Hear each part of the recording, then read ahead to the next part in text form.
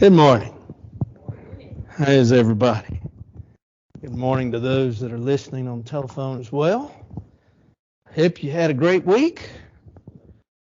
If you didn't, come talk to me. We are ready for Genesis chapter 40.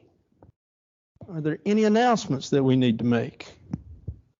Be sure and pick up an announcement sheet, and Jay will have the announcements after a while. But if you have one, you can tell it now, or you can give it to Jay, and he'll announce it. Be fine.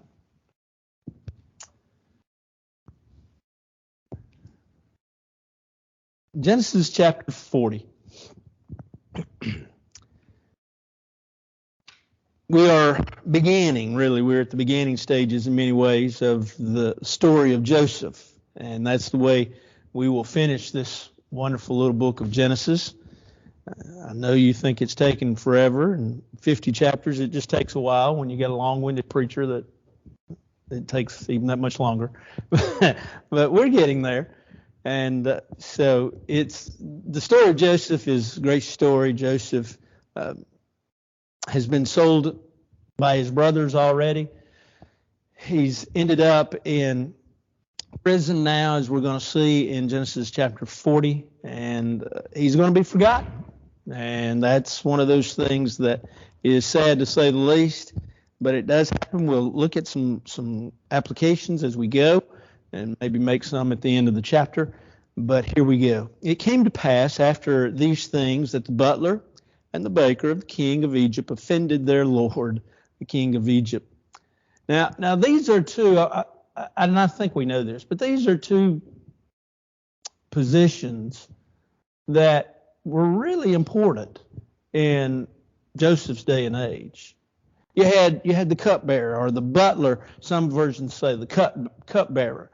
He was the individual that he was the taster of everything, first of all, but he was also the one that was sort of over everything from the household. So he was over all the other servants, but he was also, if you think about being the taster, if somebody wanted to poison, they would do it oftentimes through food. And so you kind of took your life in your own hands when you got to this job.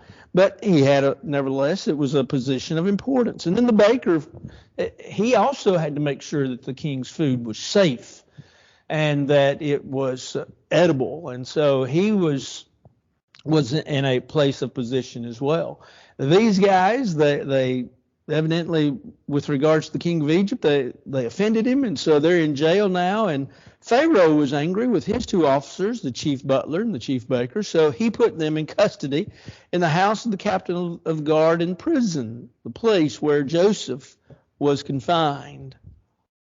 And he, the captain of the guard, charged Joseph with them, and he served them, so they were in custody for a while. So you had you basically have the setting of the scene, if you will. You have these folks, the butler and the baker, and you have Joseph. You have them in prison.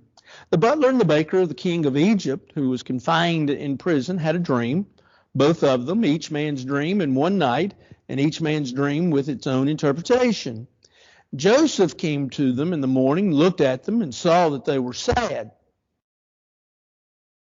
So he asked Pharaoh's officers who were with him in the custody of his Lord's house, saying, "Why do you look so sad today?" You've seen people. You look at their eyes, you look at their disposition, you look at the way their body, they're holding their body. You can tell, good day or bad day. If they're whistling, it's a good day. If they're not whistling, it's a bad day. And so he can tell. And so he asked them, "Why do you look sad?" They said to him, "We each have had a dream, and there's no interpreter for it." So Joseph said, "Do not interpretations belong to God? Tell them to me, please." Now, the statement itself may seem sort of innocuous, may seem sort of not having much meaning, but think about it. Because the question that's asked is, do not interpretations belong to God? A proclamation of and for God. This is, he's proclaiming what? This is really a job for God, not for somebody off the street, but then he's willing to take that position up. Well, tell me what what your dream was. And so the chief butler told his dream to Joseph, said to him, behold, in my dream a vine was before me, and in the vine were 3 branches. It was as though it budded, its blossoms shot forth, its clusters brought forth ripe grapes. Then Pharaoh's cup was in my hand, and I took the grapes and pressed them into Pharaoh's cup and placed the cup in Pharaoh's hand. And Joseph said, this is the interpretation of it. And so here's the dream, here's the interpretation. 3 branches or 3 days. Within 3 days, Pharaoh will lift up your head and restore you to your place. He's going to deal there's a play on words here with the idea of lifting up the head. And we'll see that in just a minute. If you haven't read recently, maybe you've forgotten it. But in verse 13 where he says, Pharaoh will lift up your head, he's going to deal favorably with you. And so he's going to restore to you your place. And you'll put Pharaoh's cup in his hand according to the former manner when you were his butler. So you're going to get your place back. You're going to get not just out of here, so to speak, in jail, but you're going to get your place back. You're going to have a place of position. You're going to have a place that's important, a place of authority. And so I'm sure it sounds good to him. And he says, verse 14, remember me when it is well with you, and please show kindness to me. Make mention of me to Pharaoh and get me out of his house. For indeed I was stolen away from the land of the Hebrews, and also I have done nothing here that he should put me in the dungeon. He makes his case. You get to Pharaoh, you get to serving Pharaoh, and he says, now when all is well with you, we might say it this way. Now, when it all kind of settles down, when you get back into place and it all gets settled down, he says, I want you to remember me. Now, as we know the story, he does, but it takes a while. It takes 2 years. You wonder, and I'm sure there were times that Joseph wondered, well, when is he going to send for me? When's he going to come? Surely he's put in a good word for me. Surely he's told them that I don't belong here. Any king, though, even in Joseph's days, always going to say, yeah, sure, nobody down there deserves to be in there, at least the way they think. But anyway, it could be, and we don't know, scriptures don't tell us, we can always read things into it, and that's very dangerous. But you could say, well, maybe he asked Pharaoh along the lines. But really, Pharaoh just kept saying, no. It doesn't say. And like I say, that's a very dangerous thing to do. And so we just mention it. We don't know, and there's no way of knowing, and we shouldn't assume. But it is fascinating that when he states his case, Joseph states his case, he states it very shortly, he states it very succinctly, he states it very truthfully. But I want you to key on one word. Verse 14. Remember. Remember me. Don't forget me. Don't forget me. We have been here, Suzanne and I, have been working with you for 2 years. Tuesday. We start the 3rd year. Thank you, Jay. I appreciate that. I understand that subtlety there.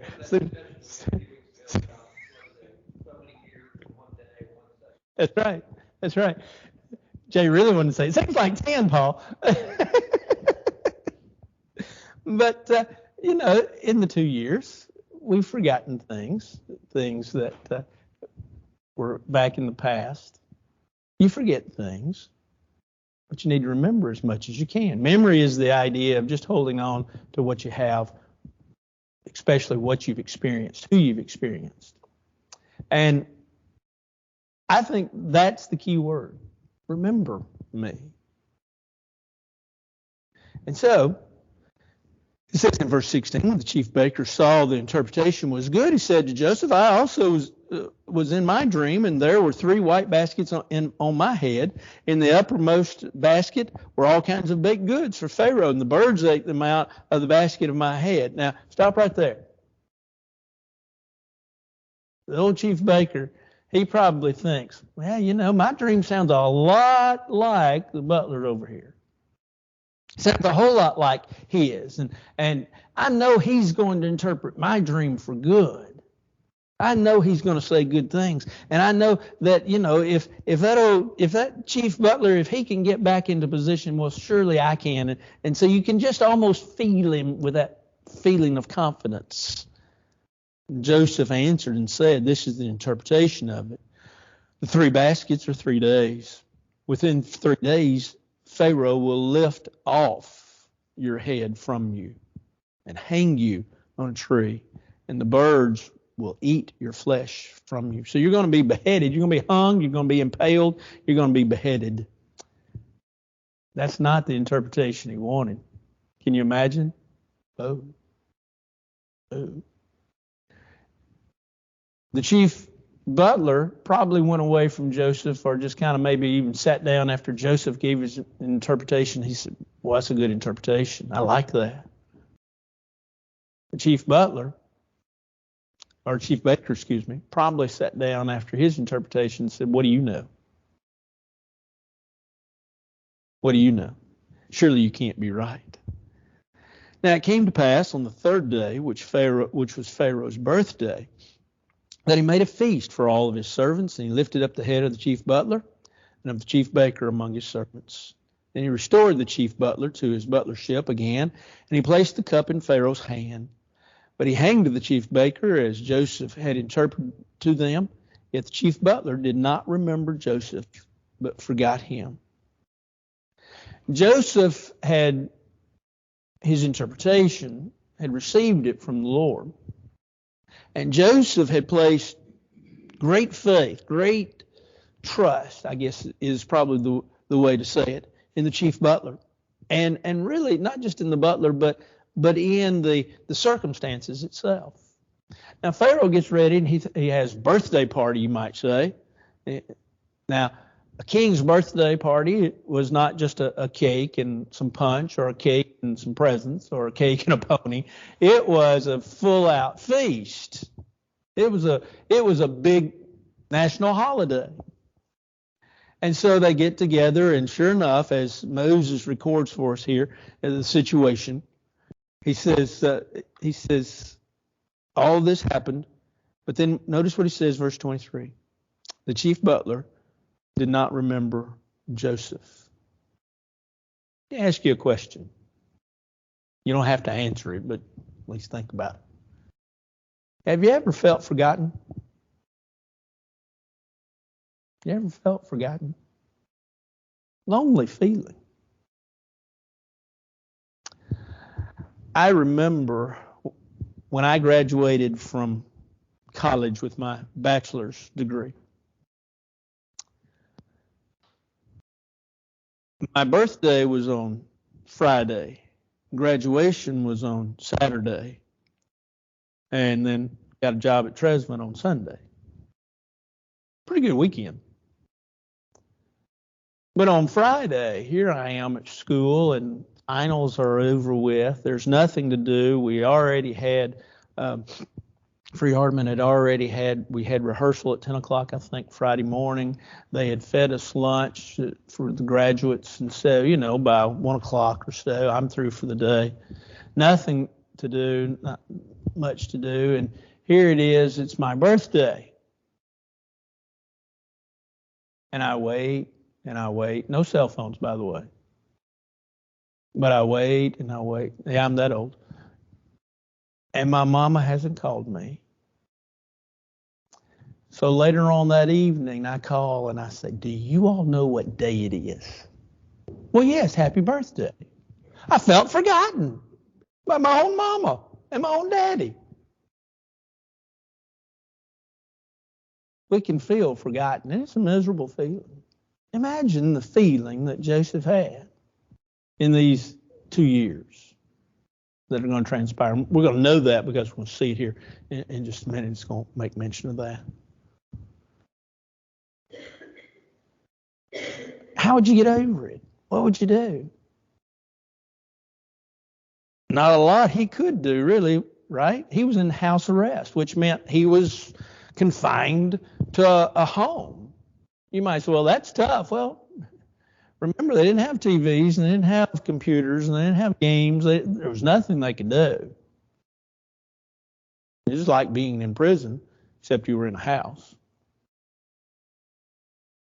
And all day long, he probably wondered, well, is he going to come for me today? When is he going to send for me? Why hasn't he remembered me? What's going on? And just feeling the idea of forgotten, dejected, rejected. And I'm sure comes along with that discouragement, disappointment, heartache, hurt. Well, really the only thing, at least in this instance, we would tell a lot of people if they felt that way, we would say, well, get up and try to do something. Get up and try to do something for somebody else. Get up and get out. Those are a few of the suggestions we would make. But for Joseph, all you could say is just keep praying. Just keep praying. Now that's a mouthful, but that's really all he could do. And wonder. Anything else?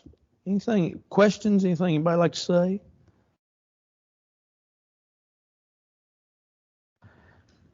The story itself is fairly straightforward, and so we will move on. It came to pass at the end of 2 full years. That's where I've been getting the 2 years. That Pharaoh had a dream. Behold, he stood by the river. Now, the Nile River is probably what's being talked about here. The Nile River, for those in that area, is very important. It floods, and it floods on a regular basis. But when it floods, it brings in, if you will, the fertilizer for the land and makes it fertile, makes it a good, prosperous land. And so they count really on that flooding. But it's a river that for them is their livelihood, and it's not just the fertilizer, but it's also the things that are in it that provide for them. And so they bank on it, very, very much so. Suddenly, verse 2, there came up out of the river 7 cows, fine looking and fat, and they fed on the meadow.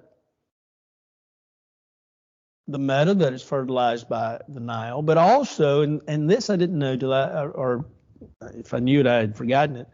I think I didn't know it till I studied it this week. On the edge of the Nile, there are, much like what we would call cattails, reeds, and the animals a lot of times would feed on those. And so they're feeding on the reeds in the marsh, they're feeding in the meadows, and behold, 7 other cows came up out of the river, ugly and gaunt, stood by the other cows on the bank of the river, and the ugly gaunt cows ate up the 7 fine-looking and fat cows. So Pharaoh awoke. He slept and dreamed a second time, and suddenly 7 heads of grain came up, one stalk, plump and good. Then behold, 7 thin heads, blighted by the east wind, sprang up from them. The east wind for that area was a very dry, arid wind that would dry out and sometimes even bring disease, and was considered a problem. And so here he sees this. The thin heads, blighted by the east wind, sprang up from them, and the 7 thin heads devoured the 7 plump and full heads. So Pharaoh awoke, and indeed it was a dream. Now it came to pass in the morning that his spirit was troubled, and he sent and called for all the magicians of Egypt and all of its wise men. He wanted an interpretation. He wanted an understanding. Dreams in biblical times, we didn't point this out, dreams in biblical times were considered to be messages from God. Now, doctors tell us we dream all the time. You might say, no, I don't dream all the time, but I do remember my dreams. No, you dream all the time. It's usually the way we wake up that allows us to remember or not remember our dreams. I could tell you the dream I had either last night or the night before. Made no sense whatsoever. I was I had paid money, which I wouldn't, Suzanne would tell you, Paul Daugherty would never do this, but I had paid money to sing with a country music star. Those are two things I would never do. Huh? Yeah, well, thank you. Well, no. No, they wouldn't. They wouldn't pay me. Well, no, I take it back. They would pay me, not to stay, but to leave. Yeah, please leave. And so, for whatever reason, the individual was fairly nice, but I had waited and waited and waited, and so I was supposed to have 30 minutes with this individual. Now, this is my dream. And I was supposed to have 30 minutes with this individual, and like I said, I had waited for a long time. And this individual came in, and I was excited. I was going to get to sing with them, and so now they come in and they say, they tell one of their friends or whoever is in the room with me, I'm leaving. I'll be back after a while. Whoa, wait a minute. What do you mean you're leaving? I've paid money. Da, da, da, da, da, da. No, I'm leaving. I'm tired. Da, da, da, da, da. And so they're trying to make it up to me. Their kindness, they're trying to make it up to me. So I tell them that I want the money that I've paid into this. I want that money back, plus I want 10% above and beyond because my time's worth something. And I woke up then. I don't know what happened. No.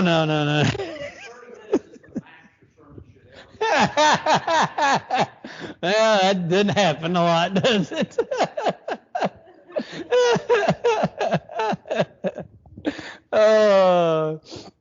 So that's good. But like I say, Suzanne tell you, Paul would never spend money for that. He didn't hardly spend money for water anywhere. So, but we dream all the time. And like I say, the doctors usually tell us, the psychologists tell us that most of the time it's the way we wake up, and that's why we don't remember our dreams. And sometimes the dreams are buried very deep, and it's hard to pull them out. Sometimes they're because we're not in the deepest part of the sleep in which we could be in to dream. It is interesting, like I say, in biblical times, they held on to their dreams because they did believe they had meaning. And so Butler, the baker, they have a dream. Pharaoh has a dream. Well, he calls in everybody he can call in. Let's call in all the magicians of Egypt. Let's call in all of the wise men. I need to know what this means. And so Pharaoh told them his dreams, but no one could interpret them for Pharaoh. I wonder how many of them tried to give an explanation. They were almost doomed either way, really. If they gave an explanation and it was wrong, Pharaoh would probably have them thrown in prison, if not killed. If they gave an explanation and they were right, well, then that's good. But in reality, they're thinking, I don't know. Sort of like the psychics of today. The psychics of today are usually right about one thing: what day of the week it is. They walk in. When you walk in, they have you right at first. You know what they say? I knew you were coming. That's what a psychic tells you. I knew you were coming. No, you didn't. You don't know anything. Pharaoh wants to know. These guys, they probably knew that they had no shot. They had no idea. So to tell Pharaoh wrong would be the end, and maybe it's better to admit one. We don't know. So we don't really know all the different answers that were given, but no one could, Moses by inspiration says no one could give them the interpretation. And they probably knew they couldn't, and they probably told him such. And so the chief butler spoke to Pharaoh saying, I remember my faults this day. Well, I wonder, did he never think of Pharaoh? Of Joseph? Did he ever? Did the chief butler never think of Joseph? Did he just have his memory triggered here 2 years later? Hard to believe that he didn't. But at least he is saying, this is a problem. I've done this, and he said, I now remember whatever triggered his memory. And of course, it's this dream, the interpretation of it. When Pharaoh was angry with his servants and put me in custody in the house of the captain of the guard, both me and the chief baker, we each had a dream in one night, he and I, for each of us dreamed according to the interpretation of his own dream. Now, there was a young Hebrew. The word there, and I didn't really check some of the more modern translations. I read this in a book that I was studying for this and took it at face value at this point. It's the word where it says, now, there was a young Hebrew man, that it uses the word Eber, not Hebrew. And the word Eber just simply means immigrant or one from a far country.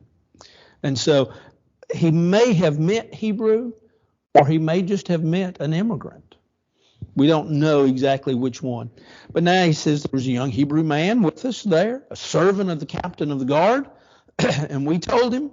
He interpreted our dreams for us. To each man that he interpreted according to his own dream. And it came to pass, just as he interpreted for us, so it happened. He restored me to my office, and he hanged me. Or hanged him, excuse me, not me. So he does remember. He remembers. It's interesting. It took him 2 years to remember. He finally remembers, and he also remembers, what happened to him and what happened to the baker. Interesting how our memory works, isn't it? Anything. Like I say, this is it's a good flowing story. So Pharaoh, verse 14, sent and called Joseph, and they brought him quickly out of the dungeon, shaved, changed his clothing, and came to Pharaoh. He had no reason to keep himself up. He shaved. That's interesting. By the way, those of you that shave every day, do you know who started that? The Egyptians actually started shaving. The first razor was actually a rock. I'm glad we have advanced, But he shaves himself. He gets ready. And Pharaoh said to Joseph, I had a dream, and there's no one who can interpret it. But I have heard it said that you can understand a dream and interpret it. So Joseph answered Pharaoh, saying, it is not in me. God will give Pharaoh an answer of peace. You see, once again, Joseph brings forth Pharaoh, or it's God. Joseph brings forth God. Remember when he told the butler and baker, he says, hey, these interpretations, this is God's work. This is what God wants us to do. This is from God. And so he tells Pharaoh, in many ways, the same thing. It's not me, it's God. Giving proper credit to the proper person, to the proper one. Pharaoh said, verse 17, to Joseph, behold, in my dream I stood on the bank of the river. Suddenly 7 cows came up out of the river, fine looking and fat, and they fed in the meadow.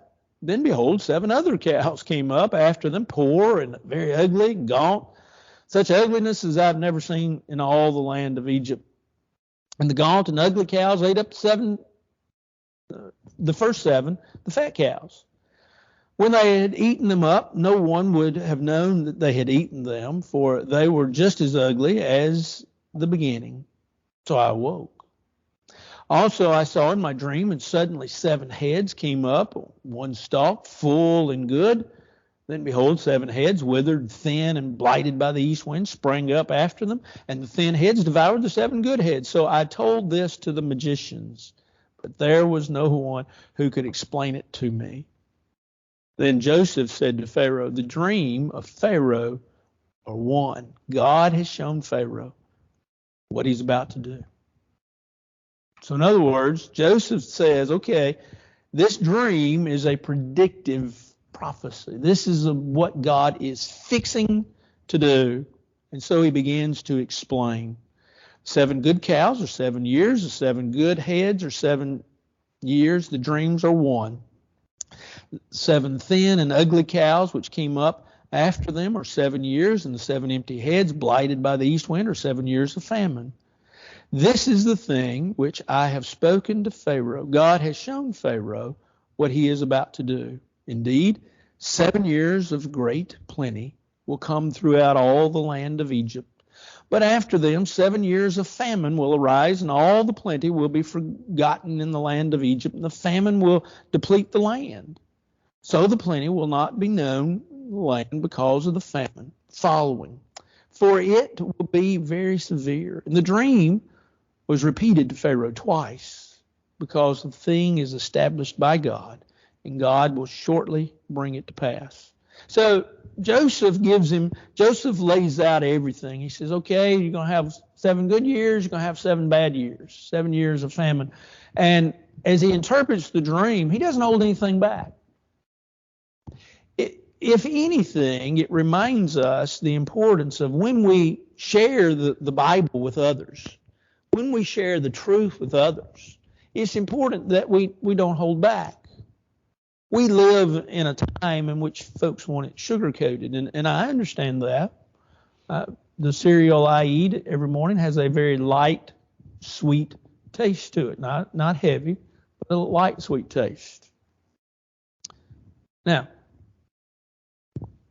that's the way we want it. We don't want something that doesn't sit well with us. We want hope. We don't want discouragement. I get that. But sometimes we have to explain to some, and some are more, if you will, attracted and affected by the bad. And so we have to share the truth with folks. We have to share with them the good. We have to share with them heaven. We have to share with them the Christ. We have to share with them the salvation that's offered. From time to time, we also have to tell them bad. Joseph didn't hold any of this back. Hey, you're going to have 7 great years, 7 fat years, 7 wonderful years. Everything's going to be plenteous. There's going to be good times. And then all of a sudden, this famine's going to hit, and it is going to be terrible. It is going to be severe. And the land, everybody, they're going to forget all the good times because of all the bad times. Joseph then is going to be put in charge. There's what I believe Clyde Woods in his little commentary said. He says there's a national food policy that's about to be started. Verse 33. Therefore, let Pharaoh select a discerning and wise man and set him over the land of Egypt. Let Pharaoh do this, and let him appoint officers over the land to collect 1/5 of the produce of the land of Egypt in 7 plentiful years. And let them gather all the food of those good years that are coming and store up grain under the authority of Pharaoh, and let them keep food in the cities. Then that food shall be as reserve for the land for the 7 years of famine, which shall be in the land of Egypt, that the land may not perish during the famine. That's a good plan, isn't it? Save up for the potential of a rainy day. We probably all do that. Some do it more purposefully than others. Some do it with greater ability than others. But we all, if all the appliances are working in the house and the house is dry and the car's running right and everything's just going along, just smoothly, you're waiting, if you will, for that shoe to fall because things just break down. The washing machine and the dryer, they're going to eventually play out. The car's going to eventually have to have, if not work, at least some kind of maintenance on it. The roof's eventually going to leak and have to be fixed, and the air conditioner's going to eventually play out and have to be changed, and so forth and so on. We all know that. And so we save back a little bit while everything's working real well, because when it comes, it seems like it seems like a tidal wave, doesn't it? Because it seems like if your house is like ours, it seems like it all comes in threes, and then have a little bit. Well, think about Pharaoh is in charge of all of these people. And so now he's being told by Joseph, here's what you need to do. Here's the part of the dream that you need to catch. While you've got all these 7 years of plenty, we're going to take 1/5 and we're going to take it and we're going to put it in the storehouse. And so when the 7 years of bad come, we can go to that storehouse, we can get it out, and we can take care of the people. Now, we know, because we know the story of Joseph, and we know Genesis 47, 48, and 49, and 50. We know how it ends. And we know, as we look at this story, what we're seeing is the beginning of the providence of God. You might say, well, it took a long time to get there. Think about all the years. We'll show you at the end all of the years how the plan worked to completion. And I know you already know it, but remember what Joseph told his brothers in Genesis chapter 50. When they came and when everybody had revealed themselves, they had played their final hand, so to speak, and their last card, their trump card, Joseph looked at his brothers and he said, you meant it for evil, but God meant it for good. That's the story of the providence of God. Even in the part of being forgotten, there's some lessons I'm sure Joseph learned. If nothing else, Joseph learned patience. You can imagine being in house arrest for 2 years. I mean, we saw during the pandemic, we still got out and went to the grocery store or got out in the car and, if nothing else, just rode around for a few minutes. Imagine being stuck in your house 2 years without a TV, without a radio, without many of the modern conveniences that we have today. Pretty tough stuff. Joseph probably learned how to manage, if he didn't already know. Joseph learned patience, and we're going to see all of that in this story. Anything else?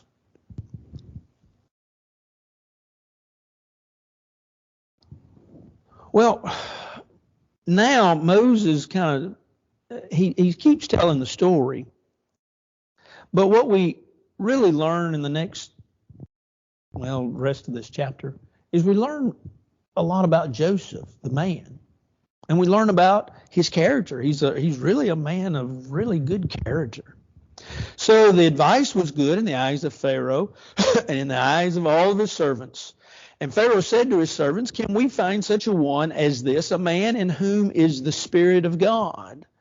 We need to find a man of God to do this. Pharaoh said to Joseph, inasmuch as God has shown you all of this, there's no one as discerning and as wise as you. Think about the first thing, verse 37, 38. We need a man of God. That's interesting when you think about it, coming out of the voice or the body, if you will, the mouth of Pharaoh. Pharaoh was not a worshiper of God. Pharaoh, if he was typical Egyptian, was a man of polytheism, many gods. Gods everywhere, gods for everything. And as we know through history, many of the pharaohs, and it's believed this Pharaoh as well at this time, had a God complex.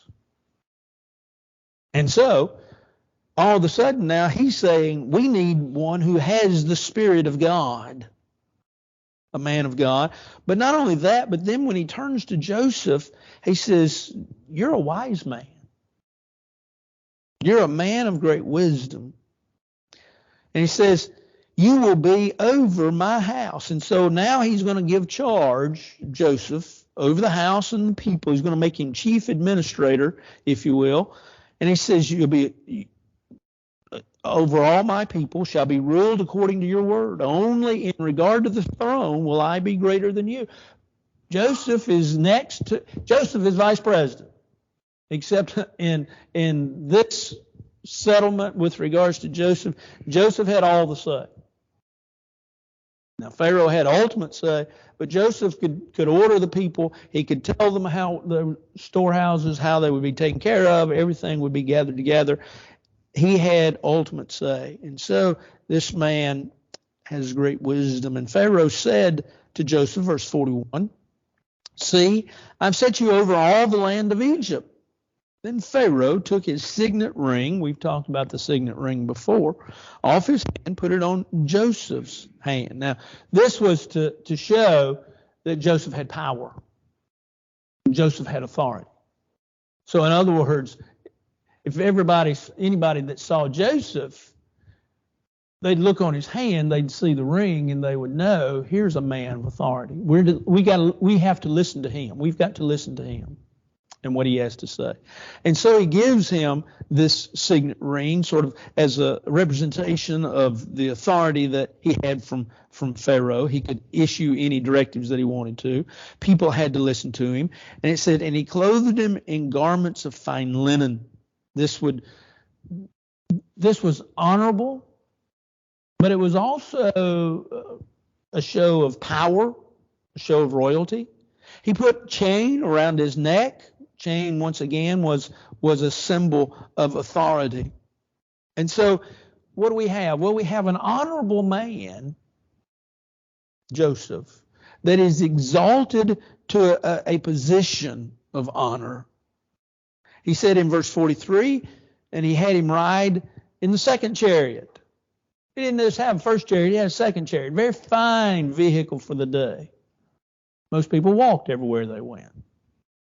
And they cried out before him, bow the knee.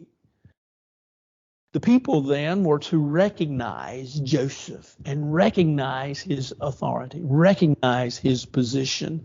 So he set him over all the land of Egypt. Pharaoh also said to Joseph, I'm Pharaoh, and without your consent, no man may lift his hand or foot in all the land of Egypt. Nobody can do anything. They can't move almost. They almost can't breathe without Joseph's approval.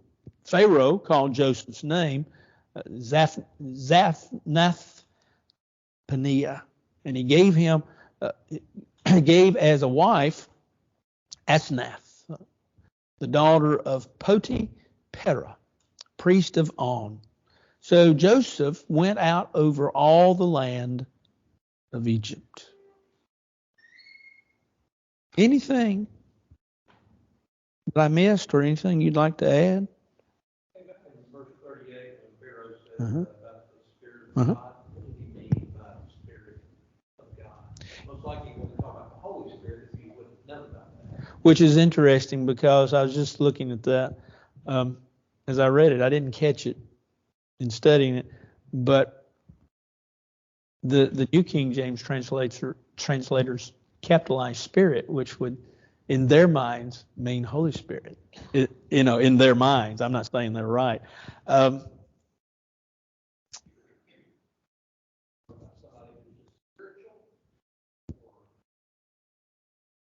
think so. I think spiritual. I did in my, like I say, it didn't really dawn on me, but I did write down this passage, Psalm 119, verse 130. The entrance of your word gives light, it gives understanding to the simple. So, in other words, I've always thought that it was the idea of you have somebody, God, with you. And so you are somebody that, we can listen to. Now, I don't know that that's exactly right, but that's what I've always thought, like what you said. The entrance of the word gives light. And so he had that. And so Pharaoh, in being polytheistic, would not have been referring to any specific God and to the God in his mind. He would just be saying, God gave you that ability.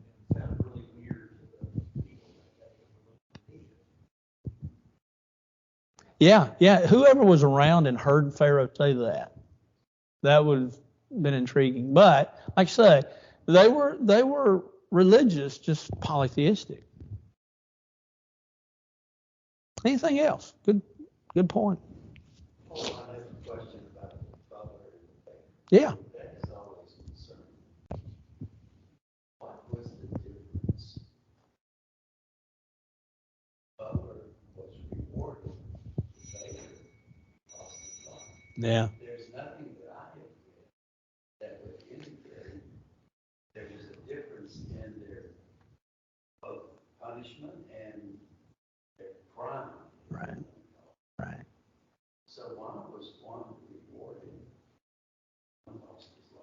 I don't know. That's always intrigued me as well.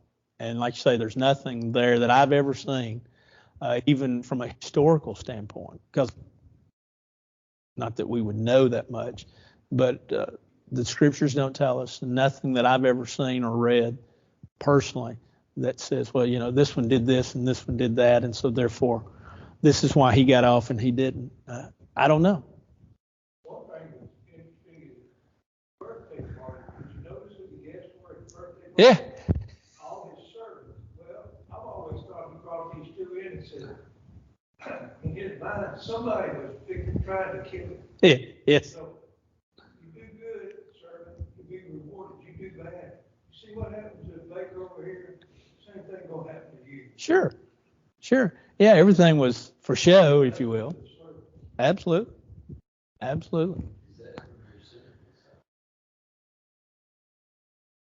All of this has been like the figure interim, he might have found out it was dry food that had been poisoned and maybe not cup or drink. I don't know. I don't know. I really don't. I mean, I have no idea. Yeah. I found out in the interim that it was food and not drink. Right. It is interesting, and I've wondered. I've sat there, just tried to speculate, and I realize speculation's not good. I don't get me wrong, but I don't know the answer personally. We're rocking and rolling today.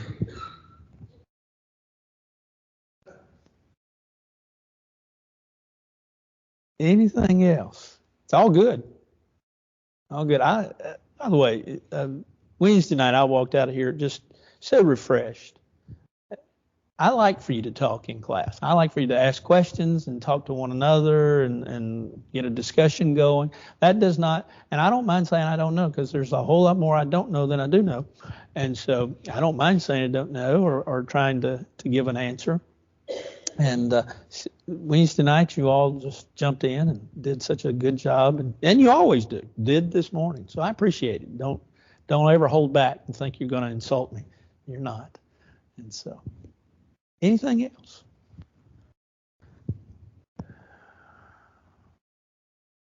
Okay, so Joseph, we find out, is very effective, very efficient. He's a very hard worker. Joseph was 30 years old when he stood before Pharaoh, king of Egypt. Joseph went out from the presence of Pharaoh, went throughout all the land of Egypt.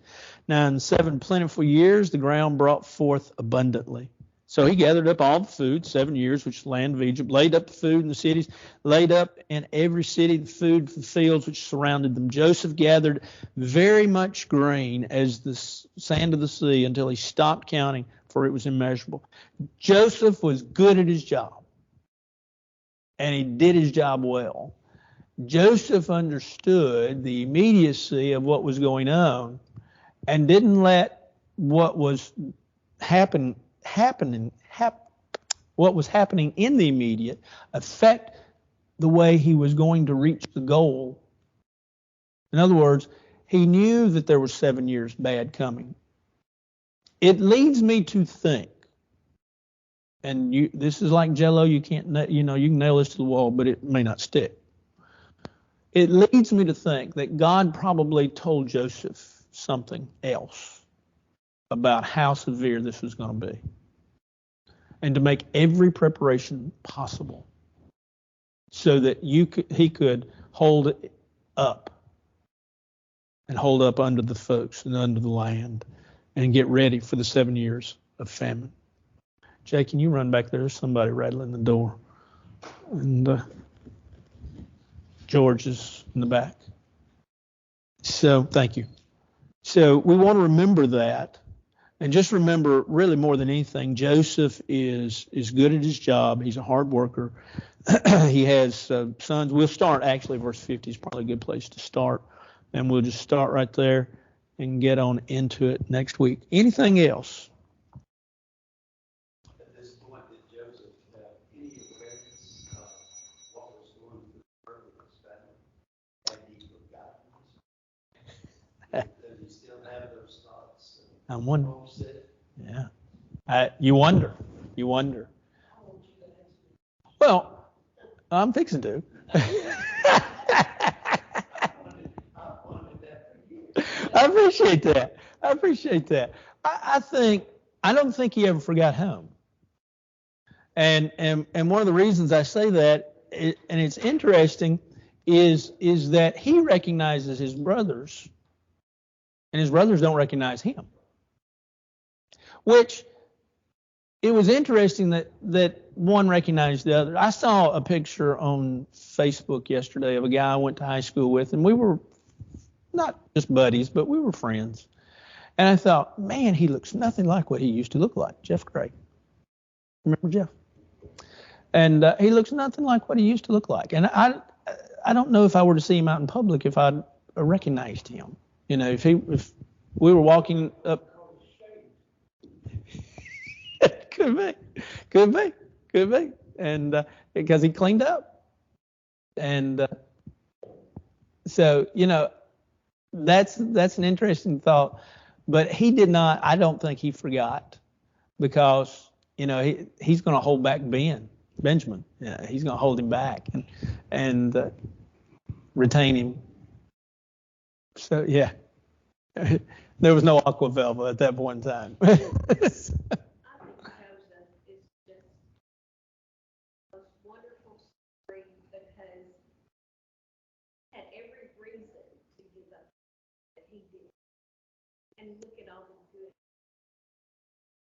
Saved his people and saved countless others. I mean, you know, saved Israel, but he saved so many more. It is a point to bring out, and that is that what God reveals to us is important for us to maintain. And so whatever was revealed to him beyond, say, the interpretation as we have it, he held to it and he did it. And he did it so well. And it's vital that we hold to God's word the same way. Anything else? Folks are coming in. All right. Well, let's bow for a word of prayer right quick. Our Father in heaven, we're so thankful for this day, for the blessing of it, for the opportunity to study your word, for the wonderful story of Joseph as we continue in this study, to see your hand and the way it works, and to see the power that you have, and to see that it is important as well, not only to see your power, but to see our faithfulness and how that we must stay with you and hold to you as you hold to us. Be with us, watch over us, bless us, and keep us. For this is our prayer in Christ's name. Amen.